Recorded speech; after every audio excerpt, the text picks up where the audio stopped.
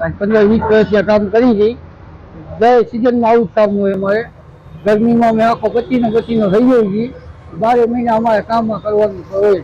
સવારે 6 વાગે આવી જાય સાંજ સુધી એમને. ગરમી આમાં એવી જ હોય ભઠ્ઠીમાં ફૂલ.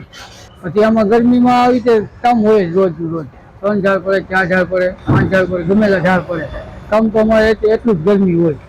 ઉનાળામાં 4 મહિનામાં તો ફૂલ ગરમી હોય. પછી ચોમાસું ચાલુ થાય ત્યારે પછી ભાદરવા મહિનામાં એવી જ ગરમી ફૂલ હોય.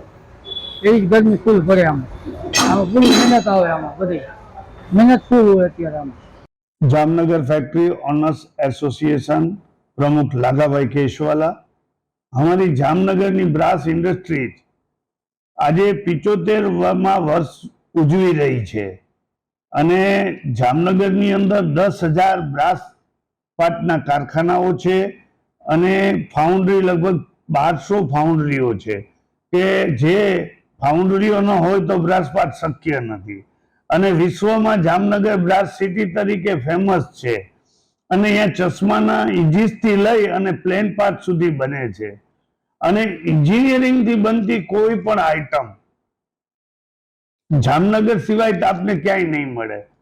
કેમ કે હજારો આઈટમો કે એમ કહેવાય કહી શકીએ 20,000 કે 25,000 તો પણ થોડી પડે એટલી આઈટમોનું પ્રોડક્શન જામનગરમાં થઈ રહ્યું છે અને જે રીતે બ્રાસપાટ માટે ફાઉન્ડરી છે એ અગત્યની વસ્તુ છે. કેમ કે રોડ વગર કોઈ પણ આઈટમ બનવાની નથી.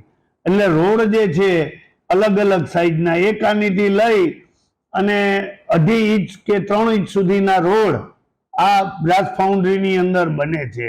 એને 75 વર્ષથી આ ઉદ્યોગ જામનગરની અંદર 150-100ની મૂછ લઈને 500ની મૂછ સુધી કોલસાથી લઈ અને ઓઇલ ફર્નેસથી લઈ અને ઇલેક્ટ્રિક સુધી આ ઉદ્યોગ અત્યારે જામનગર સિવાય આપને આટલી મોટી ફાઉન્ડરીઓ જોવા નહીં મળે અને આજે જ્યારે બ્રાસપાટ ઉદ્યોગ એક્સપોર્ટની અંદર એ પણ યુરોપની અંદર 15% જેવું એક્સપોર્ટ કરે છે.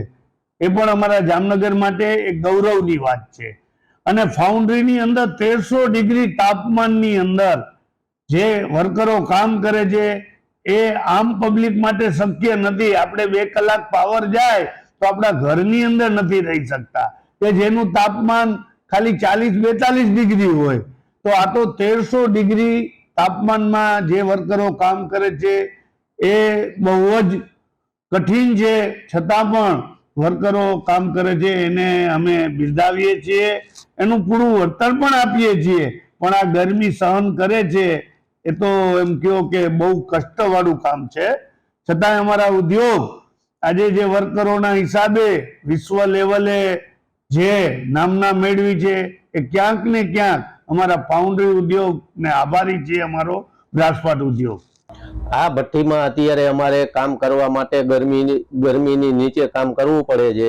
એસી હોતું નથી, પંખા હોતા નથી અને એ વસ્તુ આમાં ચાલતી નથી અને અત્યારે બહારના વાતાવરણમાં જોઈએ તો 45 ટેમ્પરેચરની ડિગ્રીમાં વાતાવરણ હોય છે તો અત્યારે ભઠ્ઠીમાં કેટલું ટેમ્પરેચર હોય? 1100 પોઈન્ટના ટેમ્પરેચરમાં આ કારીગર વર્ગ આટલી ગરમીમાં સતત મહેનત કરે છે અને ખુલ્લા દિલથી કપડાં પહેરાતા નથી, ખાલી ચડીથી કામ કરી રહ્યા છે. બધા છાપ કામ કરે છે, રસ બનાવે છે. એટલે આ ગરમીમાં કામ કરવું સામાન્ય રીતે સામાન્ય નથી, અતિ અઘરી વસ્તુ છે.